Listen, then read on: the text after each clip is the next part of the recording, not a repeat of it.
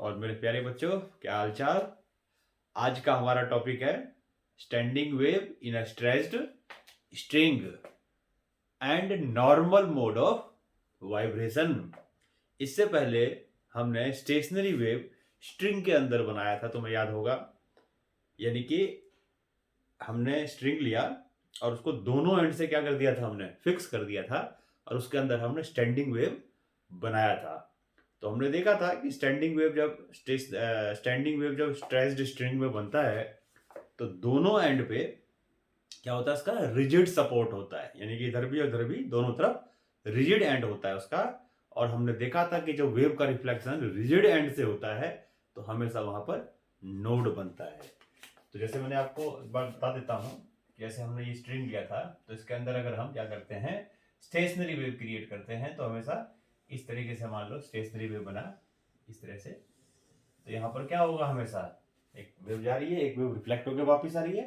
तो एंड पे हमेशा क्या होता है, क्योंकि ये और ये जो एंड्स होते हैं ये हमेशा रिजिड सपोर्ट होते हैं, यानी कि डेंसर मीडियम होते हैं, यानी क्लोज्ड बाउंड्री होती है।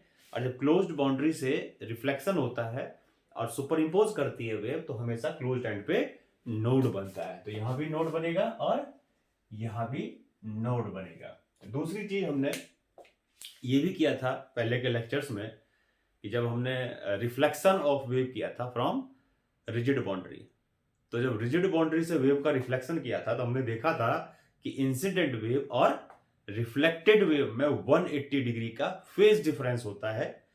क्यों होता है, आपको मैंने पहले के लेक्चर्स में हमने क्या हुआ है आपको बताया हुआ अच्छे से। तो उन लेक्चर्स को एक बार देखो, उस लेक्चर को एक बार देखो जिसमें हमने रिफ्लेक्शन किया था ओपन बाउंड्री से और क्लोज्ड बाउंड्री से। उसके बाद ये चीजें और अच्छे से समझ में आ जाएंगी। फिर भी अगर मान लो किसी ने उस लेक्चर को नहीं देखा है तो मैं यहाँ जो बताने जा रहा हूँ उसको अगर ध्यान से समझ जाओगे तो भी आपको ये टॉपिक समझ में आ जाएगा। तो चलो शुरू करते हैं हम standing wave in a stretched string and normal mode of vibration. तो उसमें क्या होता है, सबसे पहले हम क्या करेंगे, देखो इक्वेशंस बनाते हैं स्टेशनरी वेव की। जब वेव का रिफ्लेक्शन कहां से होता है, रिजिड बाउंड्री से होता है। ये मैं पहले के लेक्चर में करा चुका हूं, फिर भी यहां पर एक बार हल्का सा करा देता हूं कि मान लो जो इंसिडेंट वेव है उसकी इक्वेशन अगर मैं ले लूं A sine omega t minus k x, तो रिफ्लेक्टेड वेव की इक्वेशन हो जाएगी A sine omega t omega t plus k x और प्लस पाई। मैंने बताया था जब रिजिड बाउंड्री से वेव का रिफ्लेक्शन होता है तो हमेशा जो रिफ्लेक्टेड वेव होती है वो इंसिडेंट वेव से 180 डिग्री आगे होती है।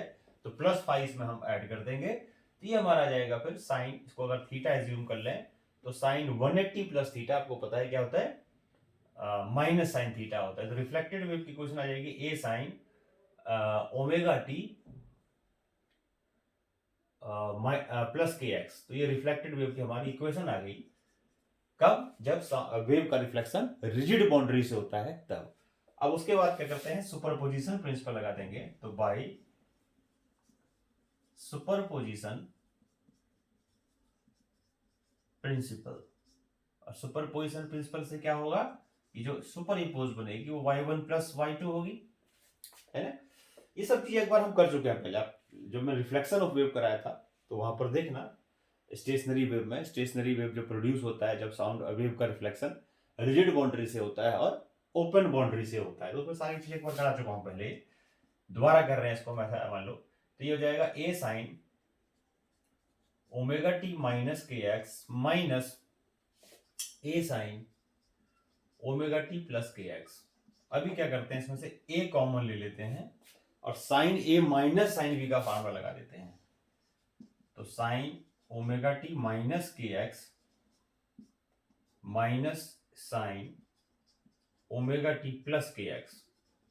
तो sine A minus sine B आपको पता है क्या होता है, sine A minus sine B equals to क्या होता है, 2 cos A plus B by 2 और into sine A minus B by 2, ये होता है। तो ये वाला आइडेंटिटी हम इसमें यूज करेंगे तो ये हमारा आ जाएगा 2a into 2 cos this plus this, को a ले लेते हैं इसको b ले लेते हैं। तो a प्लस बी जब करोगे तो के एक्स कैंसिल हो जाएगा, this will be 2 omega T by 2, और साइन ए माइनस बी, इसमें से ये माइनस करोगे तो ओमेगा टी कैंसिल हो जाएगा, और हमारा ये आ जाएगा फिर माइनस क्या आ जाएगा ये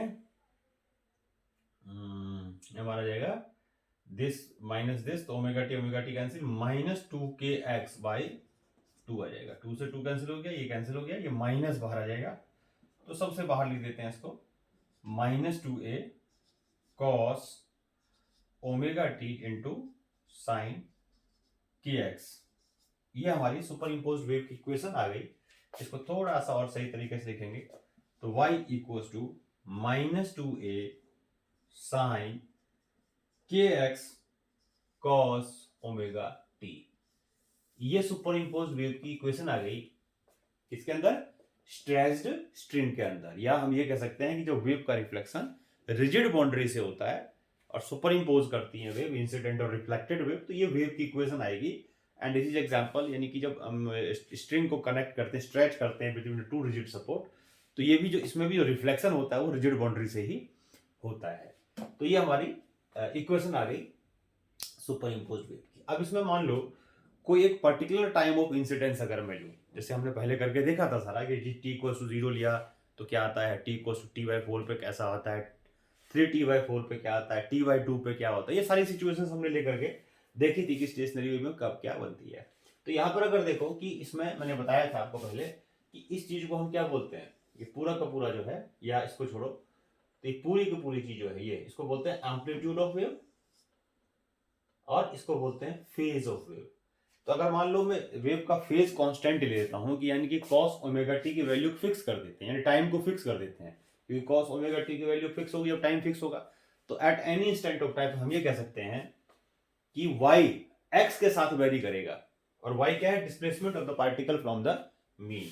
तो at any instant of time, कोई भी टाइम अगर मैं फिक्स कर देता हूं, फेज को कांस्टेंट कर देता हूं, ये मान लो, तो जो y है वो किस पर डिपेंड कर रहा है, यानी जो स्ट्रिंग होगा, ये जैसे स्ट्रिंग लिया हमने, तो स्ट्रिंग की ये x इक्वल टू यहाँ पर 0 है, मान लो ये क्या है, अगर हम एक स्ट्रिंग लेते हैं तो स्ट्रिंग के लिए x इक्वल टू 0 और another and of the string मान लो x इक्वल टू l, यानी कि l हमने ले लिया लेंथ ऑफ स्ट्रिंग।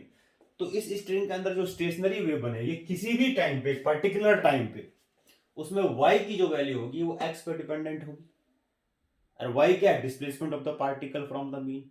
और आपको पता है कि अगर मैं x को 0 कर दूं, यानी कि एट, ऐसा हम लिख सकते हैं कि eight any instant of time, eight any instant of time y depends on what depends on, y की जो वैल्यू है डिपेंड कर रही है x पे, और बोले तो साइन के एक्स पे, depend on the value of sine k x. ये ठीक, आपको पता है कि रिजिड बाउंड्री पे हमेशा जो वेव का रिफ्लेक्शन रिजिड बाउंड्री से होता है, तो हमेशा वहां पर y की वैल्यू क्या होती है, 0 होती है ना। तो अगर हम यहां पर देखेंगे तो अगर x को अगर मैं 0 डालूं तो साइन 0 0 हो जाएगा, तो y विल बी 0। तो ये आप इसको नोट करो पहले, इसको मैं यहां से आगे कंटिन्यू करते हैं, इसको आप पॉज करके नोट कर लो, इसको आगे कंटिन्यू करेंगे इसको हम, तो जगह की कमी है, इसको मैं अभी हटाऊंगा। तो नोट कर लिया होगा, चलिए। अच्छा, अब इसमें देखो क्या है कि जब हम एक टाइम की मैंने बताई कि वैल्यू फिक्स कर दें, एक फेज कांस्टेंट कर देते हैं, तो जो वैल्यू है y की, it depends on the value of x या sin kx। sin when sin kx will be maximum, y will be maximum, है ना, उसको एंटी नोड्स कहते थे, याद होगा आपको, एंटी नोड्स कहते थे। और जब sin kx की वैल्यू क्या होती है, 0, तो y विल बी 0, तो उसको हम क्या बोलते थे, नोड्स बोलते थे। तो इसका मतलब अगर हम एक स्ट्रिंग लेते हैं, देखो सपोज करो ये मान लो मैंने एक स्ट्रिंग ले लिया, तो स्ट्रिंग में अगर मैं यहाँ लू x इक्वल टू 0 और यहाँ पर कर दूं x equal to l, where l is the length of string, तो यहाँ पर अगर देखेंगे तो x इक्वल टू अगर 0 है देन y इक्वल टू 0, यानी there will be node, there will be node बनेगा वहां पर, है ना। इसी तरीके से अगर हम देखें तो यहां नोड बन रहा है, तो x इक्वल टू l पर भी तो नोड ही बनता है, क्योंकि वहां भी जो वेव का रिफ्लेक्शन हो रहा है from the another and of the string, वो भी रिजिड बाउंड्री से हो रहा है, तो वहां पर भी नोड बनेगा। तो इसका मतलब ये हो गया कि y की value x equal to L के लिए भी 0 होगी। यानी कि ये जो y की वैल्यू है ये 0 कब होगी, जब हम x की वैल्यू को एल कर देंगे। तो इसका मतलब साइन क्यों होगी 0, क्योंकि साइन के एल की वैल्यू 0 हो जाएगी। इसका मतलब ये हो गया कि at other end of the string there is also node, वहां भी नोड है। बिकॉज क्यों है वहां पर node, because wave is reflected from rigid boundary.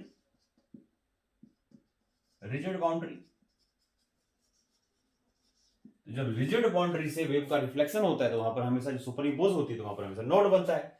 तो इसका मतलब y की वैल्यू वहां भी 0 होगी। तो at other end of the string there is also node because wave is reflected from rigid boundary. तो इसका मतलब ये हो गया कि क्यों होगा, क्योंकि वो 0, क्योंकि साइन k और x की जगह अगर मैं l डाल दूं इसकी वैल्यू आएगी 0, इसीलिए y की वैल्यू होगा 0। तो इसमें अगर हम x की जगह l कर दें तो साइन के एल की वैल्यू 0 होनी चाहिए, क्योंकि वहां y 0 है। तो इसका मतलब अगर हम क्यों होना चाहिए 0, क्योंकि वहां पर नोड बन रहा है, हमेशा रिजिड बाउंड्री से नोड बनता है, ये चीज दिमाग में अच्छे से डाल लो। तो इसीलिए यानी कि जब हम x की वैल्यू 0 डाली तो साइन के एक्स की वैल्यू 0 आ गई, साइन 0 0 होता है इसलिए y 0 आया। इसी तरीके से another end of a string x की जगह l डाल दे तो वहां भी तो नोड ही है, तो वहां भी तो y 0 होगा। तो y 0 क्यों होगा, क्योंकि साइन के एक्स की वैल्यू वहां भी 0 आएगी, तो वहां के लिए तो x तो l है, एक एंड पे x 0 है दूसरे एंड पे x l है। तो अगर x की जगह l डालेंगे तो sine k L must be 0, that is y y is 0 here. Displacement of the particle at x equals to l must be 0 because the wave is reflected from rigid boundary. तो sine k L की value वहां पर 0 आ गई। अब देखो sign k L की value 0 कौन कौन से एंगल्स पे होती है। साइन के एल की वैल्यू 0 होती है 0 पे, साइन थीटा की वैल्यू 0 कहां होती है, 0 पे, पाई पे, 2 पाई पे, 3 पाई पे, 4 पाई पे एंड सो ऑन। बोले तो क्या बोलेंगे इसको, बोले तो इंटीग्रल मल्टीपल ऑफ पाई। इन सारे वैल्यूज पे साइन की वैल्यू 0 होती है। यानी और k क्या होता है, k होता है हमारा n 2 pi by lambda, k होता है 2 pi by lambda into L equal to pi. तो पाई से पाई कैंसिल हो गया, तो यहां से हमारा लैम्डा की वैल्यू आ गई यानी 2l बाई n। तो यहां से जो वेव की वेवलेंथ आ गई स्टेशनरी वेव की, वो होगी हमारी 2l by n। This is the expression of the wavelength of stationary wave in a stretched string. तो इसको याद करेंगे अच्छे से कि this is the expression of the wavelength of the wave in a stretched string. अब यहां पर देखो कि स्ट्रिंग की जो वेवलेंथ होगी, वेव जो स्टेशनरी वेव बनेगा उसकी जो वेवलेंथ होगी वो किस पर डिपेंड करेगी, वो डिपेंड कर रहा है एन पे। एन को यहां पर क्या बोलते हैं, मोड ऑफ वाइब्रेशन, कौन से मोड में वाइब्रेट करता है। देखो पिछले लेक्चर में आपको मैंने लास्ट लेक्चर में आपको स्टेशनरी वेव बना के दिखाया था, एक बार और आपको बना के दिखा देता हूं। जैसे मान लो ये मैंने वही स्लिंकी लिया है ना, तो इसको स्ट्रिंग की तरह मान लो। तो स्टेशनरी वेव मैंने आपको यहाँ बना के दिखाया था, जैसे मैं स्लिंकी लेता हूँ यहाँ से और इसको देखो थोड़ा सा इस तरीके से करूंगा तो ये क्या बन रहा है, नंबर ऑफ लूप्स थोड़े से कम बनेंगे। ये देखो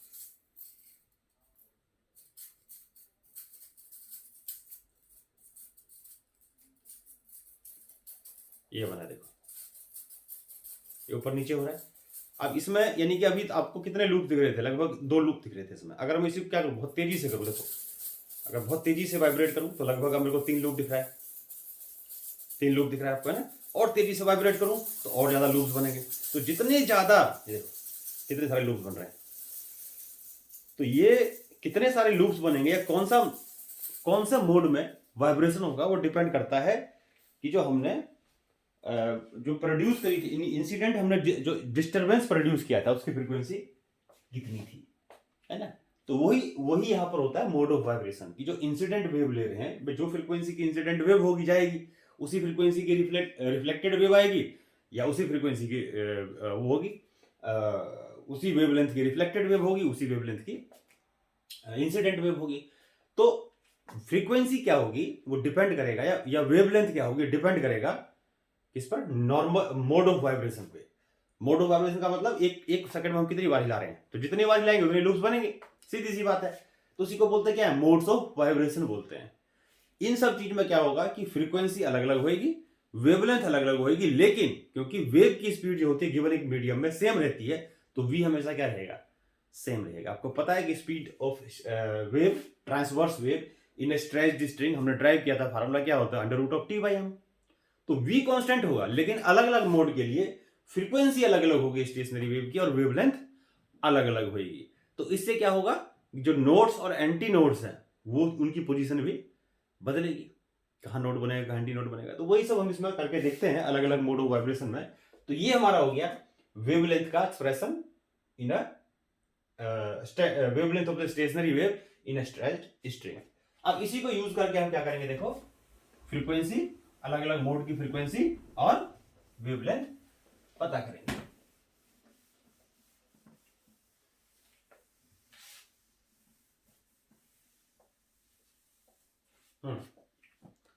देखो ये हो गया हमारा लैम्डा इक्वल्स टू L/n। तो अगर मैं लिखता हूं वो सबसे पहले उसको हम बोलते हैं first normal mode of vibration. First normal mode of vibration, देखो ध्यान रखना कि कौन सा मोड ऑफ वाइब्रेशन हम ले बनेगा वो डिपेंड करेगा कि डिस्टरबेंस कैसा है ना, कि जो वेव हम प्रोड्यूस कर रहे हैं, जो रिफ्लेक्ट हो रही है, जो इंसिडेंट है, जो रिफ्लेक्ट हो रही है, वो वेव कैसा है, उसकी वेवलेंथ और फ्रीक्वेंसी क्या है, वही फ्रीक्वेंसी पर डिपेंड करेगा किसकी, अलग अलग नॉर्मल मोड ऑफ वाइब्रेशन की फ्रीक्वेंसी या वेवलेंथ। तो first normal mode of vibration में देखो n की जगह हम first normal mode of vibration, इसमें क्या करेंगे हम n की वैल्यू लेंगे 1। तो n जब हमने 1 ले लिया तो लैम्डा 1 कितना आ गया, n लैम्डा की जगह मैं लैम्डा 1 डाल देता हूं, तो this will be twice of l। यानी कि फर्स्ट नॉर्मल मोड में जो वेवलेंथ होगी स्टेशनरी वेव की, ये स्ट्रिंग की लेंथ की ट्वाइस होगी, या हम यहां से देखेंगे तो l कितना आएगा, यानी कि लैम्डा 1/2 आएगा, यानी कि आधी वेव बनेगी। यानी कि L जो होगा वो λ/2 का मतलब क्या है, पूरी वेव तो बन नहीं पाएगी, तो जो भी वेव बनेगी वो हाफ वेव बनेगी, हाफ इंसिडेंट हाफ रिफ्लेक्टेड। तो ये रिलेशन आ गया, फर्स्ट नॉर्मल मोड में जो वेव स्टेशनरी वेव होगा उसकी वेवलेंथ होगी twice of the length of the string.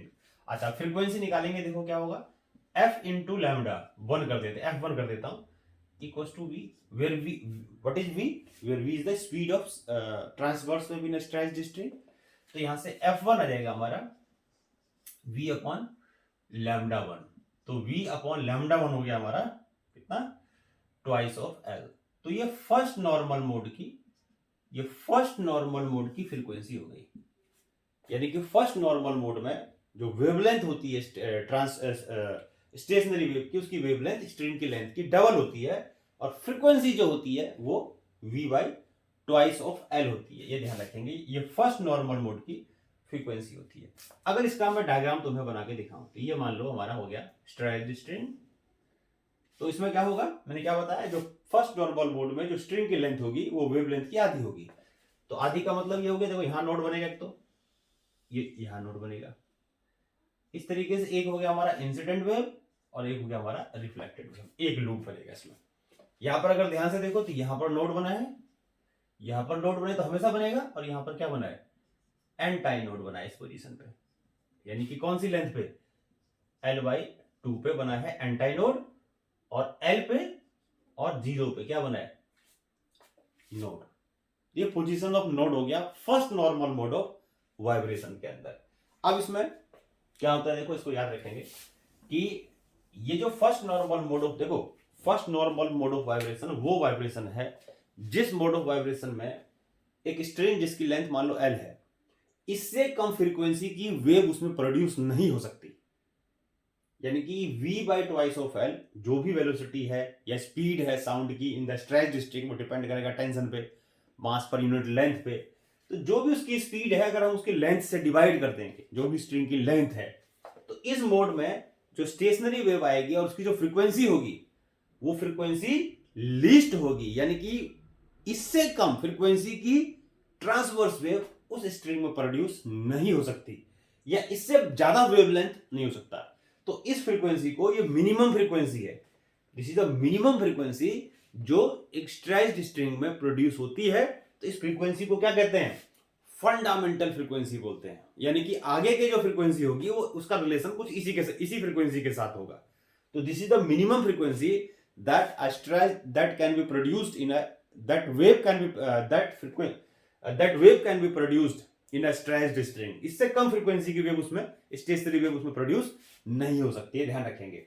और क्या होगा उसका फ्रीक्वेंसी का formula? v upon twice of L. तो क्या बोलेंगे इसको? द फ्रीक्वेंसी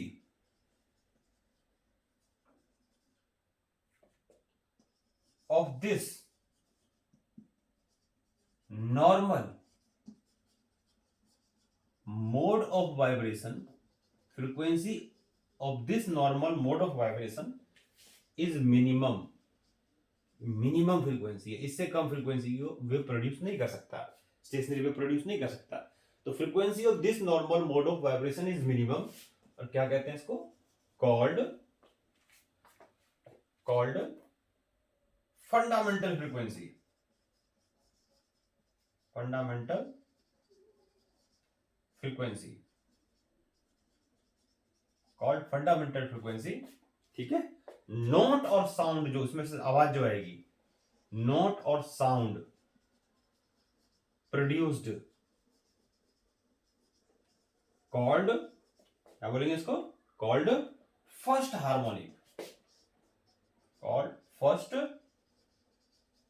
हार्मोनिक, याद रखेंगे इसको, क्या बोलेंगे? First harmonic. ये फर्स्ट हार्मोनिक या फंडामेंटल नोट की फ्रीक्वेंसी होती है, ठीक है। तो ये हमारा फर्स्ट हार्मोनिक हो गया। उसके बाद यहां पर हम एक काम और कर सकते हैं, देखो V जो होता है हमारा, वी नो, इसको आप नोट कर लो, मेरे को देखो दिखता है कि दिख रहा है पूरा? हाँ दिख रहा है।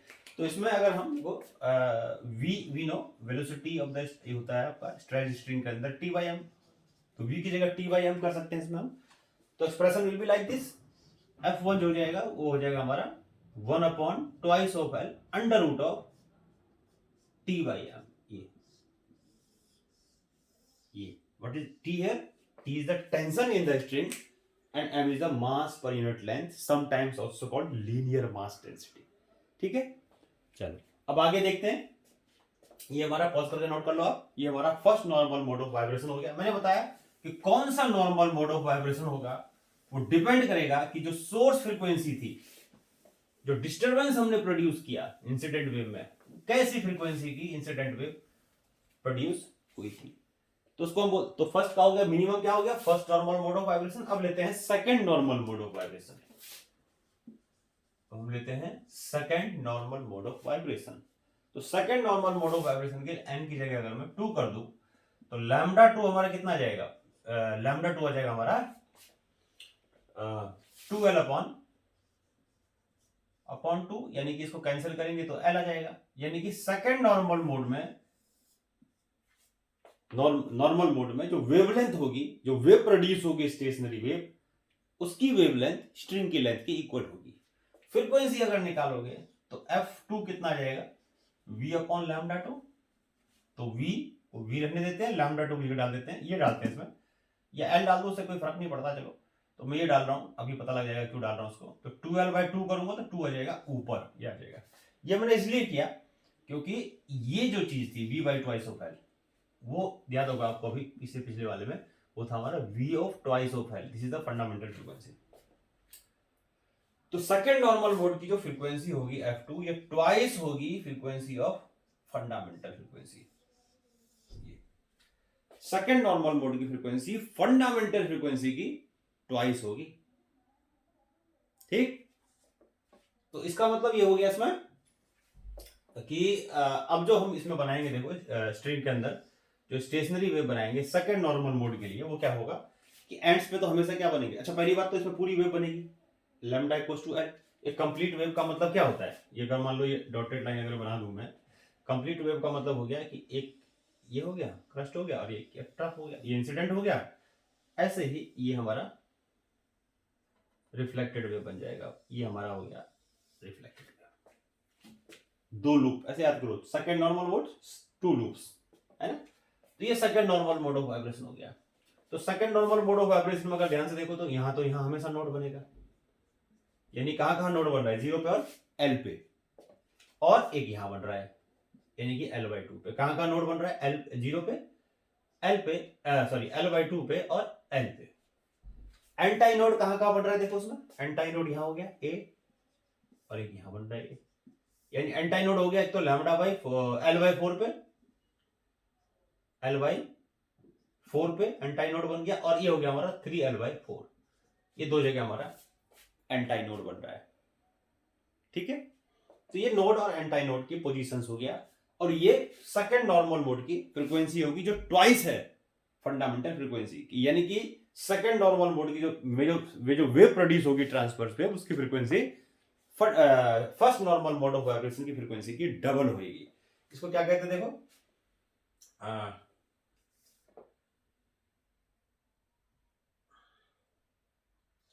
Frequency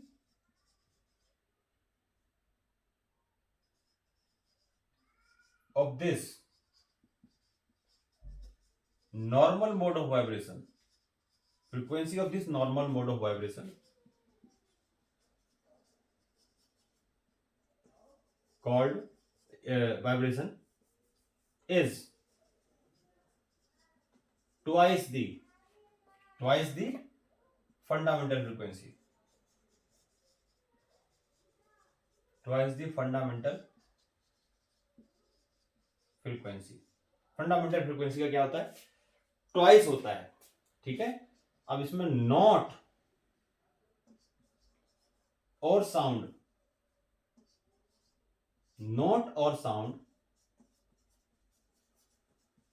produced in this mode of vibration, in this mode of vibration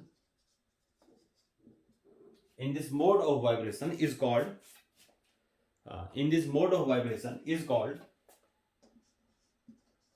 called second harmonic। क्या बोलते हैं इसको, second harmonic, is called second harmonic. और फर्स्ट ओवरटोन,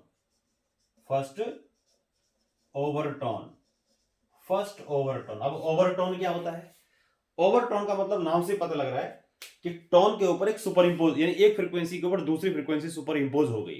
तो देख सकते हो यहां जो सेकंड नॉर्मल मोड की फ्रीक्वेंसी हुई है वो F1 में एक और F1 सुपर इंपोज हो गया, यानी कि F1 का तो कोई ओवरटोन होगा नहीं, यानी F1 तो किसी के ऊपर सुपर इंपोज हुआ नहीं है। तो F2 जो हुआ है वो F1 के ऊपर एक फ्रीक्वेंसी को सुपर इंपोज करने से वाला, इसलिए बोलते हैं फर्स्ट ओवरटोन। यानी फर्स्ट हार्मोनिक का ओवरटोन कोई नहीं होगा। क्यों नहीं होगा, ओवरटोन का मतलब basically superposition of the frequency.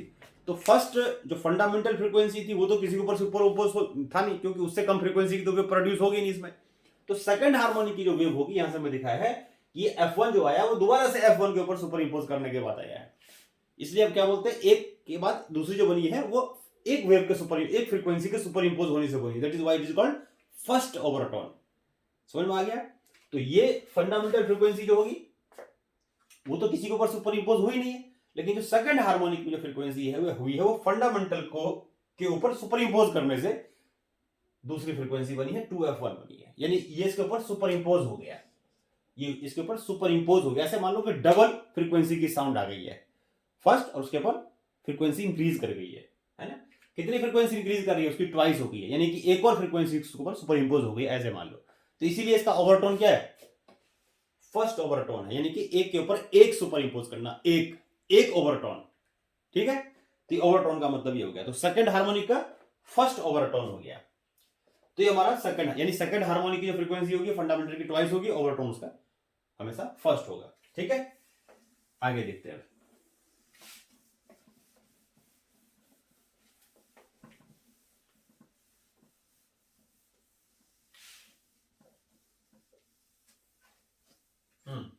अब हमारा third normal mode of vibration. देखो जो third normal mode of vibration होगा उसमें क्या होगा,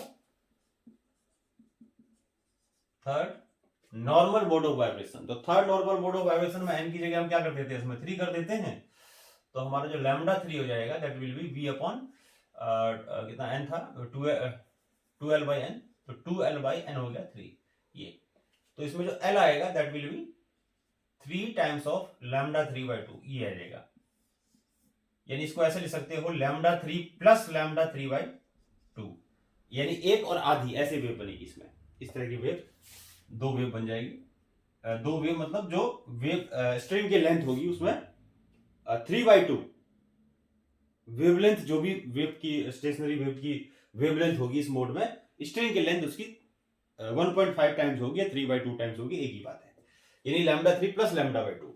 अच्छा, फ्रीक्वेंसी जो होगी इस मोड की, देखो क्या होगा, frequency of this mode of vibration कि f3 जो होगा that will B v upon lambda 3, और ये लैम्डा 3 डाल देंगे तो इनवर्स कर देते हैं इसको, तो ट्वाइस नहीं थ्राइस ऑफ, यहां से ये हमने ये डाल दिया इसमें, ये डालेंगे लैम्डा 3 तो ये आ जाएगा thrice of v upon twice of l। और ये कौन सी फ्रीक्वेंसी है, ये फंडामेंटल फ्रीक्वेंसी है। तो f3 जो हो जाएगा वो थ्राइस ऑफ f1 हो जाएगा। अब यहां पर देखो क्या बोलेंगे कि इस नॉर्मल मोड में जो जो वेव प्रोड्यूस होगा उसकी फ्रीक्वेंसी फंडामेंटल फ्रीक्वेंसी की 3 टाइम्स होगी, और ओवरटोन क्या होगा, 2 ओवरटोन होगा, क्योंकि f1 के ऊपर 2 बार f1 2 बार सुपर इंपोज हुआ, एक के ऊपर 2 और सुपर इंपोज हो गए, that is why it is called second overtone. समझ में आ गया? तो क्या बोलेंगे, frequency of this mode of vibration, frequency of this normal mode of vibration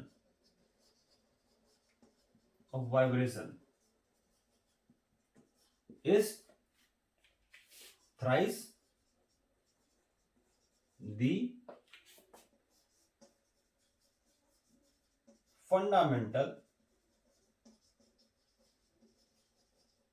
frequency, thrice the fundamental frequency. अब यहां पर छुपा लिख देता हूं ऊपर, इसको शायद नीचे ना दिख रहा हो इसलिए, इज कॉल्ड फंडामेंटल फ्रीक्वेंसी। ठीक है, 3 times of fundamental frequency not और साउंड प्रोड्यूस्ड कॉल्ड, क्या बोलेंगे इसको, थर्ड हार्मोनिक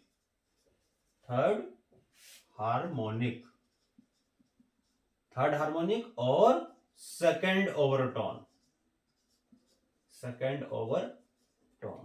तो ये इसका सेकंड ओवरटोन हो गया। ठीक है, दिस इज सेकंड ओवरटोन। हाँ, सेकंड ओवरटोन। अच्छा, इसका डायग्राम बना के देखो, अगर हम बनाते हैं स्ट्रिंग के अंदर तो ये ऐसा बनेगा, और इसमें अगर देखोगे तो क्या हो रहा है इसमें, देखो एक कंप्लीट वेव बन रही है, एक आधी बन रही है, कंप्लीट और एक आधी। तो कंप्लीट का मतलब यहां पर मान लो हमने कंप्लीट वेव बना दिया, एक यहां कर देता हूं,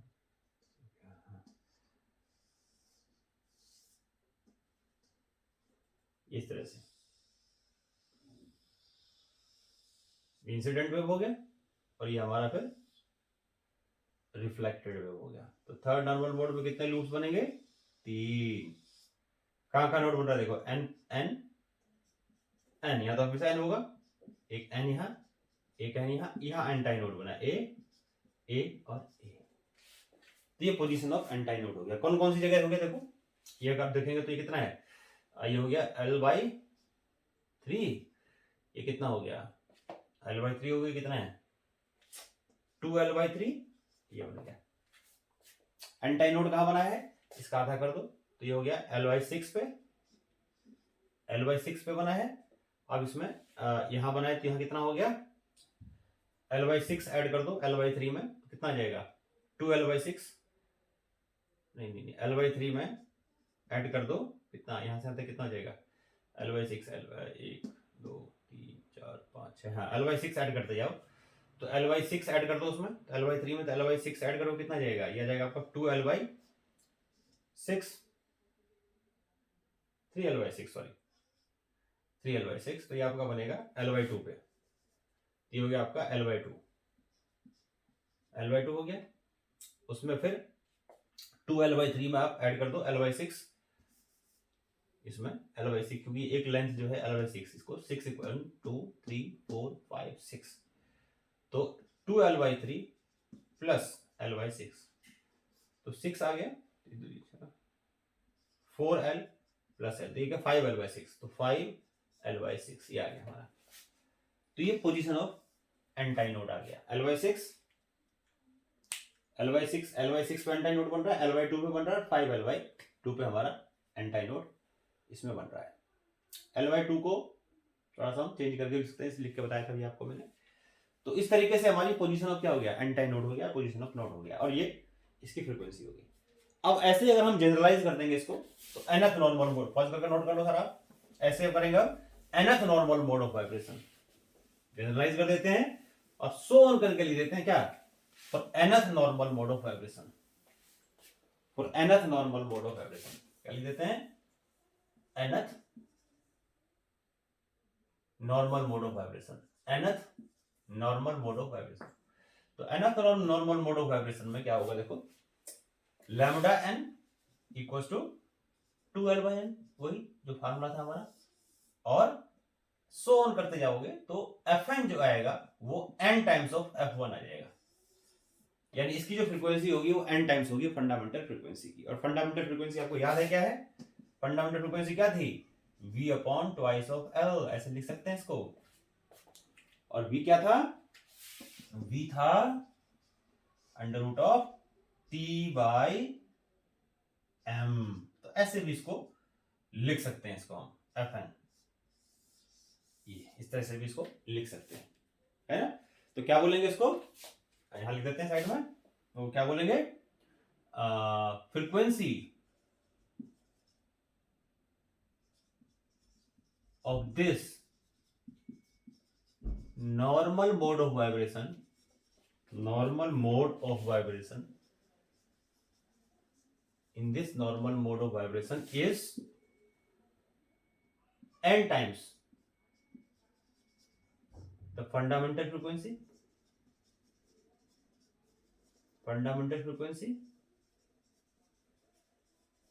ठीक है, और नोट और sound produced in this mode of vibration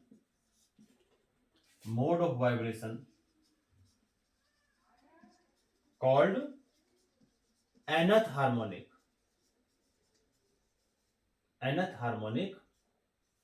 or n-1 overtone, n-1 overtone। तो ये हमारा स्टेशनरी वेव में जो अलग अलग नॉर्मल मोड्स होते हैं, देखो क्या होता है कि हम जितनी तेजी से उसको हल्का सा हिलाएंगे तो फ्रीक्वेंसी कम होगी, और जोर से हिलाएंगे फ्रीक्वेंसी और ज्यादा होगी, और जोर से हिलाएंगे, और जोर से का मतलब जल्दी जल्दी हिलाएंगे, जितनी सोर्स फ्रीक्वेंसी ज्यादा होगी उतना ही number of mode of vibration क्या होगा, ज्यादा होगा। तो ऐसा हम ऑब्जर्व भी करते हैं, देखो कि जितनी तेजी से इसको हम वाइब्रेट कराएंगे, आवाज जो आती है वाइब्रेशन की, वो बहुत ही श्रिल आवाज आती है, और जितने आराम से हिलाओगे तो आवाज जो आएगी उतनी ही डल आएगी, मतलब लाउड साउंड तो आएगा लेकिन फ्रीक्वेंसी उसकी कम होगी। लेकिन जितनी तेजी से इसको वाइब्रेट कराओगे, फिर और जितनी तेजी से इसको वाइब्रेट कराओगे तो वैसे क्या होगा, उसकी फ्रीक्वेंसी जो होगी उसकी इंक्रीज करती जाती है, साउंड जो वहां से प्रोड्यूस होगा उसकी श्रिलनेस ज्यादा होगी, तो कौन से मोड में वाइब्रेट कर रहा है फ्रीक्वेंसी उस पर डिपेंड करती है। इसमें थोड़ा सा देखो, और हम इसको अगर देखें कि जो फ्रीक्वेंसी होती है स्ट्रेच्ड स्ट्रिंग की किसी भी नॉर्मल मोड में, जो फ्रीक्वेंसी होती है वो किस किस चीजों पर डिपेंड करती है। ये हमारा फ्रीक्वेंसी का मेन फार्मूला था। तो यहां से अगर देखेंगे तो किसी भी नॉर्मल मोड की जो फ्रीक्वेंसी होगी, या फंडामेंटल मोड जो लेते हैं, तो फंडामेंटल मोड की फ्रीक्वेंसी होगी वो क्या होगा, 1/2 ऑफ L √T/M। तो हम ये देखते हैं कि कौन कौन से फैक्टर्स ऐसे हैं जिस पर जो फंडामेंटल फ्रीक्वेंसी है, या इसको हेडिंग डालते हैं चलो, और हेडिंग हमारा है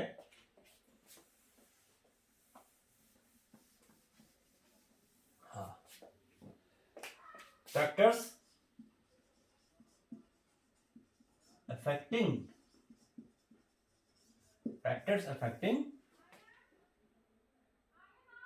frequency of fundamental mode कि फंडामेंटल मोड की जो फ्रीक्वेंसी होगी वो कौन कौन से फैक्टर्स पर डिपेंड करेगी। तो देखो जैसे अगर हम लिखते हैं तो f था हमारा 1/2 of l under root of t/m। इसको थोड़ा सा और एलोबरेट करेंगे देखो, तो यही सब चीजें लिख देता हूं। टी हो गया, टेंशन नहीं है। और m क्या है? m है मास पर यूनिट लेंथ। तो इसको मैं लिख सकता हूं, मान लो स्ट्रिंग ले लिया, total mass capital M, total length capital L। मान लो एक स्ट्रिंग लेते हैं, m क्या ले लिया हमने? इसका टोटल मास, और कैपिटल N क्या हो गया? इसका टोटल लेंथ। तो इसको थोड़ा सा और आगे एक्सपेंड करते हैं, तो 1/2 ऑफ L, और ये हो गया T, ऊपर आ जाएगा L, और नीचे आ गया M। M क्या होगा? मास होता है वॉल्यूम इनटू डेंसिटी, तो T इंटू L, वॉल्यूम क्या होगा? Area into length. तो मान लेते हैं इसका क्रॉस सेक्शन एरिया A है, लेंथ इसकी L है, और डेंसिटी मान लेते हैं, मटेरियल की डेंसिटी क्या है? रो है। व्हाट इज ए ले लिया हमने क्रॉस सेक्शन, इसका क्रॉस सेक्शन, स्ट्रिंग का क्रॉस सेक्शन, जिसकी हम फंडामेंटल फ्रीक्वेंसी निकाल रहे हैं। रो क्या है? डेंसिटी ऑफ द मटेरियल,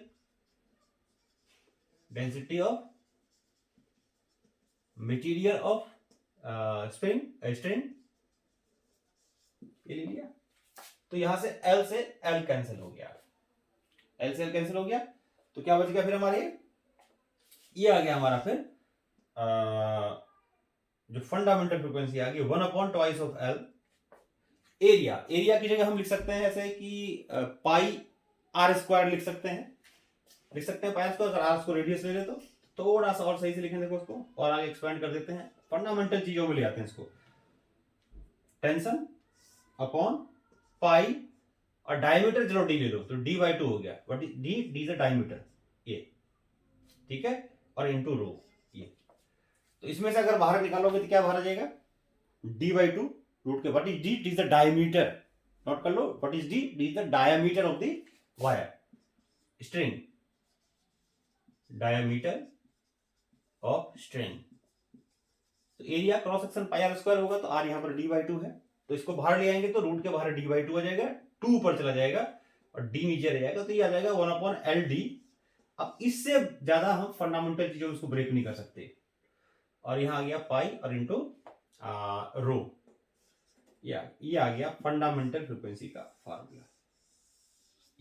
ऐसे कर सकते हैं इसको। This is the expression of fundamental frequency, L into D, T, pi और रो। तो किस किस चीज पर डिपेंड कर रहा है? देखो, तो फंडामेंटल फ्रीक्वेंसी है, कौन कौन से फैक्टर्स पर डिपेंड कर रहा है? फंडामेंटल फ्रीक्वेंसी डिपेंड्स ऑन, एक देखेंगे तो इनवर्सली प्रोपोर्शनल है किसके? लेंथ के।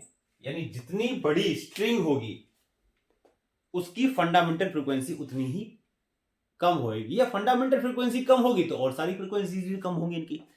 तो जितनी बड़ी स्ट्रिंग लोगे तो फंडामेंटल फ्रीक्वेंसी उतनी ही कम होगी, और साउंड जो वो प्रोड्यूस करेगा उतना ही डल साउंड प्रोड्यूस करेगा वो, है ना। लाउड तो कर सकता है लेकिन मोटी आवाज प्रोड्यूस करेगा, it will produce a thick sound, है ना।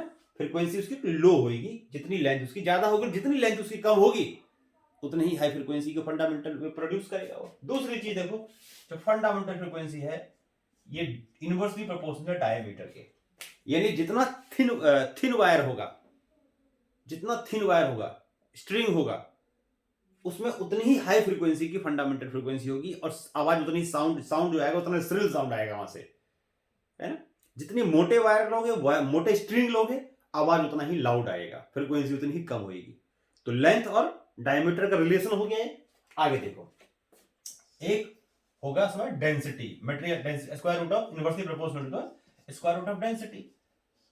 जितना डेंसर मटेरियल होगा जिससे वो बना हुआ है, स्ट्रिंग बना हुआ है, वायर बना हुआ है, जितनी हाई डेंसिटी है इसकी उतना ही लो फ्रीक्वेंसी की साउंड प्रोड्यूस करेगा। यानी ऐसे कह सकते हैं डेंसिटी का मतलब भारी, जो वायर स्ट्रिंग जितना भारी होगा है ना, हैवी होगा, डेंसिटी उतनी ज्यादा होगी, तो इसका मतलब उतनी ही लो फ्रीक्वेंसी की साउंड प्रोड्यूस करेगा। जितना लाइट स्ट्रिंग होगा उतनी ही हाई फ्रीक्वेंसी की वो साउंड प्रोड्यूस करेगा, डेंसिटी उसकी लो होगी।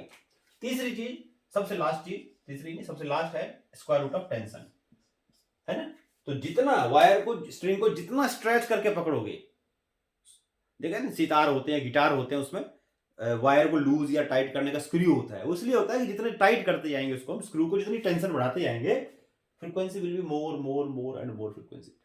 तो जितना टाइट करोगे उतनी हाई फ्रीक्वेंसी की साउंड प्रोड्यूस करेगा, यानी वेव प्रोड्यूस करेगा वो, और जितने लूज होगा उतने ही लो फ्रीक्वेंसी की उसमें वेव प्रोड्यूस होगी। तो ये वो फैक्टर्स हैं जिस पर फंडामेंटल फ्रीक्वेंसी किसी भी स्टेशनरी वेव की डिपेंड करेगी इन स्ट्रेच्ड स्ट्रिंग या स्ट्रेच्ड वायर भी कह सकते हैं, सोनोमीटर में होता है। और जितने म्यूजिकल इंस्ट्रूमेंट्स होते हैं, जैसे सितार होता है, गिटार होता है, उन सब में भी वायर ही होता है, तो वही सब जगह यही फार्मूला वहां पर भी यूज होता है। तो ये हमारा हो गया factors affecting the frequency, fundamental frequency of fundamental mode, factors affecting frequency of fundamental mode, या फंडामेंटल फ्रीक्वेंसी को कौन सी इफेक्ट डालती है। फंडामेंटल इफेक्ट डालेगी तो अलग अलग फ्रीक्वेंसी, क्योंकि अलग फ्रीक्वेंसी जो होती है सेकंड नॉर्मल मोड की, थर्ड नॉर्मल मोड की, fourth normal and normal mode की, वो फंडामेंटल फ्रीक्वेंसी का ही मल्टीपल होता है, इंटीग्रल मल्टीपल होता है ना। तो ये हो गया इसमें। अब इससे ये हमारा हो गया, जो भी हमारा थियरी पार्ट करना था ये कंप्लीट हो गया। अलग अलग नॉर्मल मोड ऑफ वाइब्रेशन हमने देखे स्ट्रेच्ड स्ट्रिंग के अंदर, और कहां कहां नोड और एंटी नोड बनता है वो भी देखा हमने। अब क्या करते हैं, इससे रिलेटेड कुछ हम एक छोटे से एक दो न्यूमेरिकल्स ट्राई कर लेते हैं, देखते हैं, और फिर इस लेक्चर को हम वाइंड अप कर देंगे। तो अभी दो न्यूमेरिकल्स करते हैं इसी कंसेप्ट से रिलेटेड। हाँ, तो सपोज करो एक क्वेश्चन में लिख रहा हूं, यहां पर नोट कर लो आप लोग। ये कह रहा है कि length of sonometer wire between the length of sonometer wire between fixed and is 110 centimetre. इतना बड़ा सोनोमीटर वायर, सोनोमीटर में इतना बड़ा वायर लगा हुआ है। अब ये कह रहा है आगे करते हैं इसमें, where should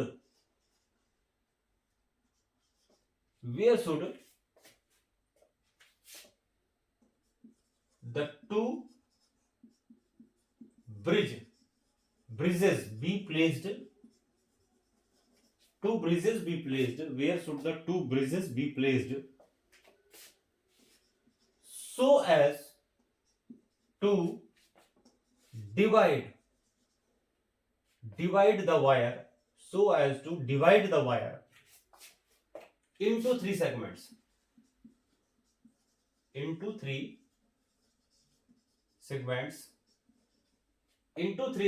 whose frequency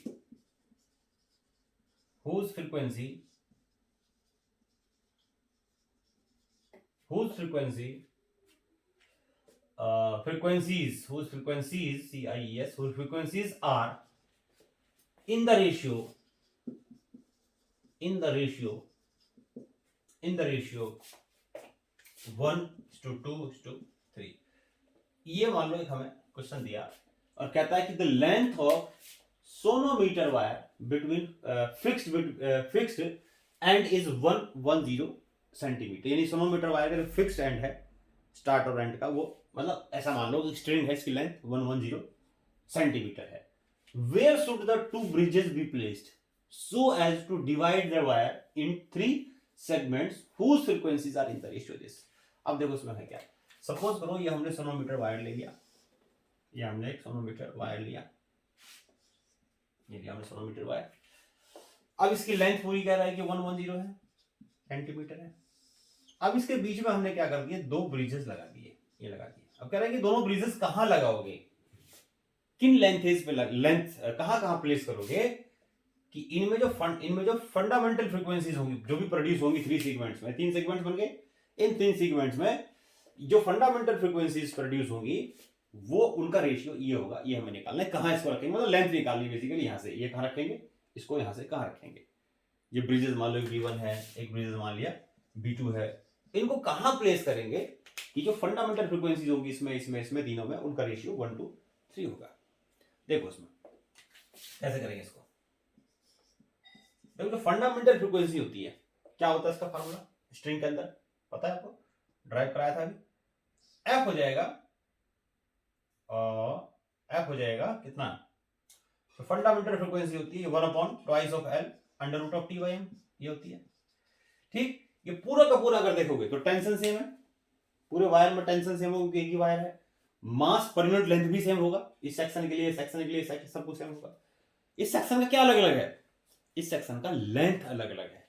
तो लेंथ जब अलग अलग होगा, इसका मतलब हम ये कह सकते हैं कि जो फ्रीक्वेंसी प्रोड्यूस होगी वो इनवर्सली प्रोपोर्शनल टू लेंथ होगी, है ना। यानी जो इनके फ्रीक्वेंसीज का रेशियो होगा उसका उल्टा किसका रेशियो होगा, लेंथ का रेशियो होगा।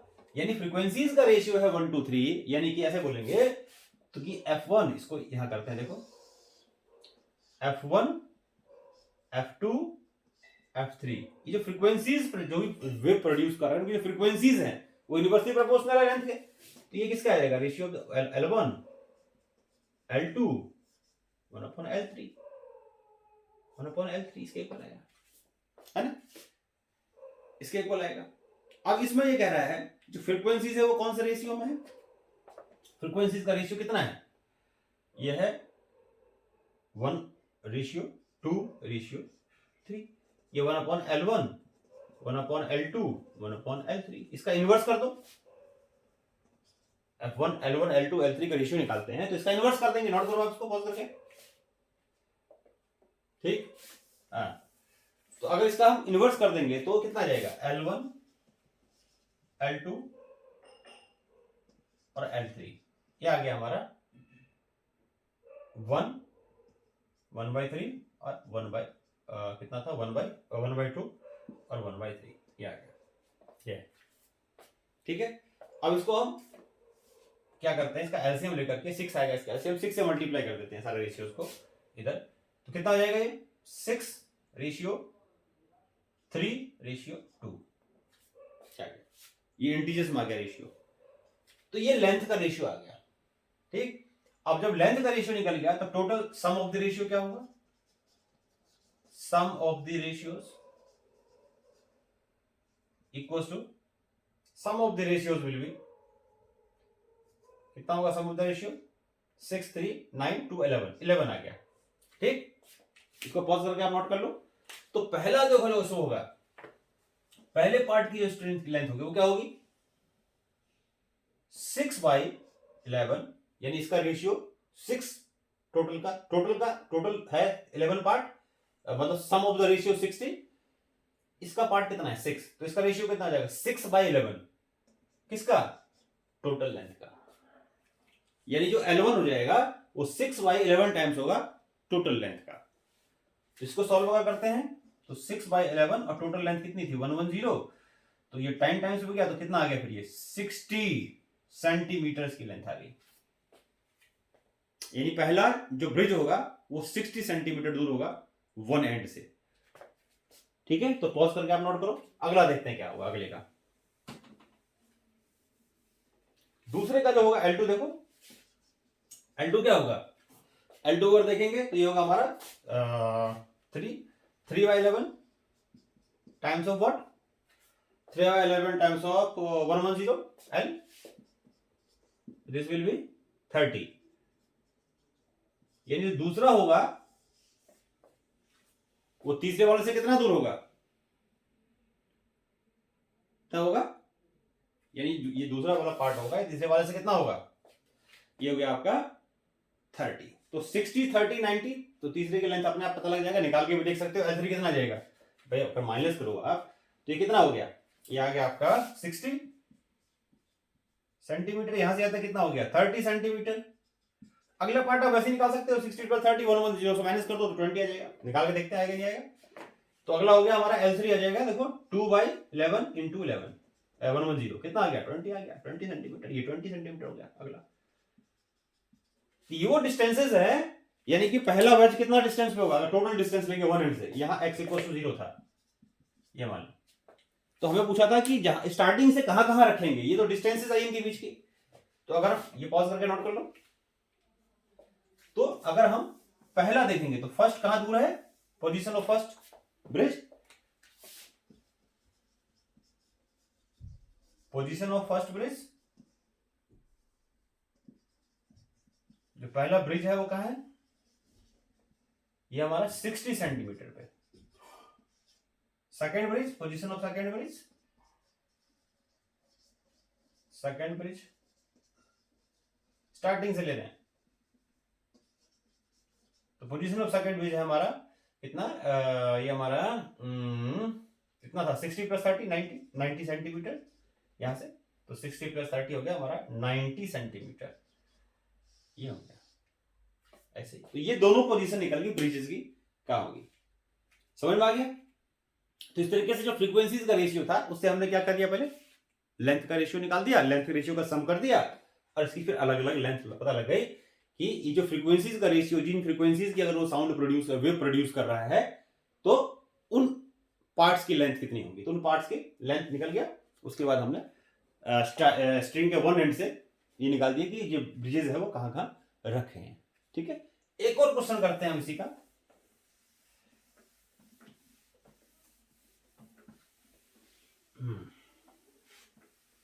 एक और क्वेश्चन करते हैं, डायग्राम से समझा देते हैं इसको। देखो क्या है क्वेश्चन, मान लो ये हमने रिजिड सपोर्ट लिया, रिजिड सपोर्ट है, यहां पर हमने लिया और ये मैंने पुल्ली कनेक्ट कर दिया, यहां लोड हैंग कर दिया, लेट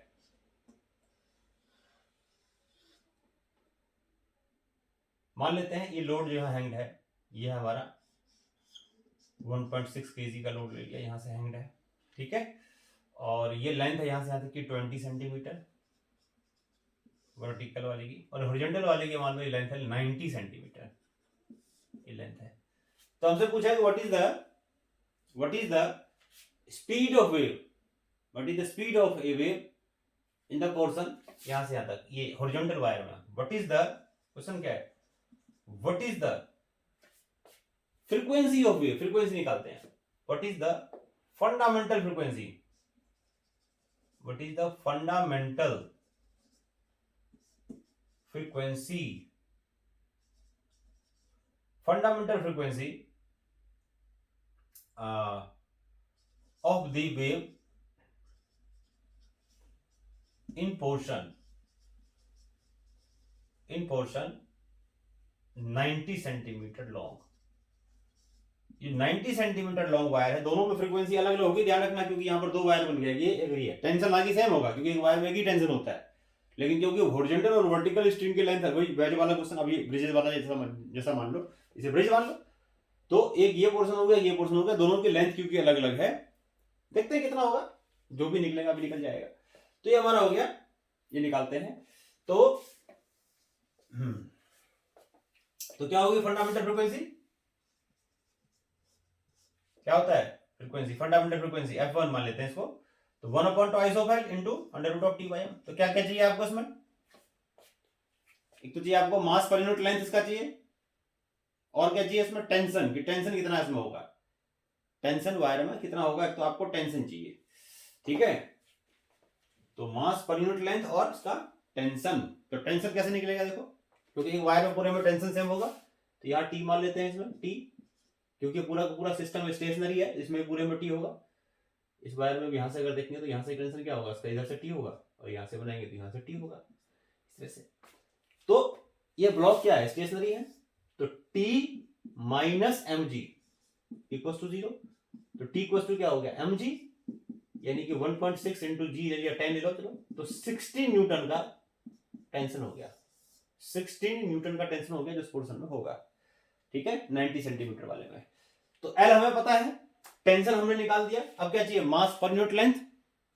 तो सपोज करो जो मास पर यूनिट लेंथ है इसका ले लेते हैं, चलो 1.6 ले लें, कुछ ऐसा भाई, फ्रीक्वेंसी फंडामेंटल फ्रीक्वेंसी के लिए m तो चाहिए ना, तो उसके लिए हम क्या कर देते हैं, इसका टोटल मास ले लेते हैं, कितना है मास पर यूनिट लेंथ, एम्स में मान लो ले लिया मैंने, कुछ भी ले लेते हैं, जैसे सपोज करो ले लेते हैं 1.6 kg पर मीटर ले लेते हैं, चलो kg पर मीटर, ठीक है, kg पर सेंटीमीटर लेते हैं, kg पर बहुत भारी हो जाएगा तो यार, kg पर मीटर ले लेते हैं, चलो ठीक है, ये आ गया।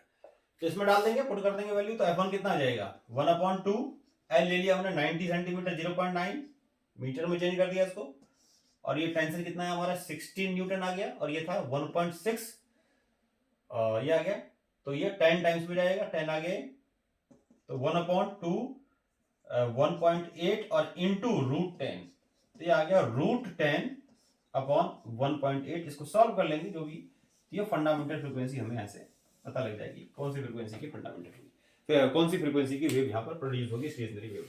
ऐसे ही इस वाले पोर्शन में भी हम निकाल सकते हैं, ये वाला पोर्शन है, इसमें सिर्फ चेंज क्या आएगा, इसमें हमारा ये लेंथ चेंज आएगी, यहाँ पर जैसे लेंथ कितनी थी इसमें 90 सेंटीमीटर, तो इसकी लेंथ जाएगी 20 सेंटीमीटर। तो देख सकते हो जिसकी लेंथ ज्यादा छोटी होगी यानी इस पोर्शन में ज्यादा हाई फ्रीक्वेंसी की वेव प्रोड्यूस होगी, इसमें लो फ्रीक्वेंसी की वेव प्रोड्यूस होगी, है ना। लेकिन सब में क्या चीज सेम रहेगा, सब में सब चीज सेम रहेगा, स्पीड वेव की सेम होगी, फ्रीक्वेंसी और वेवलेंथ इसमें अलग होगी, इसमें अलग होगी। तो ये हमारा फ्रीक्वेंसी प्रोड्यूस हो गया, इस तरह से हम फ्रीक्वेंसी इसकी निकाल देंगे, हर्ट्ज में जाएगा हमारे, ठीक है। तो ये हमारा न्यूमेरिकल हो गया। तो ये दो न्यूमेरिकल्स मैंने किए, और आप न्यूमेरिकल्स जितने भी इससे रिलेटेड क्वेश्चंस हैं, न्यूमेरिकल्स हैं, आप ट्राई करो। कोई डाउट होता है कमेंट बॉक्स में लिखो, ठीक है। आज जो ये मैंने आपको कराया उम्मीद करता हूं समझ में आया होगा। समझ में आया है तो क्या करना है, वही चीज खुद भी सीखना है, दूसरों को भी सिखाना है और शेयर करते रहना है। बाय।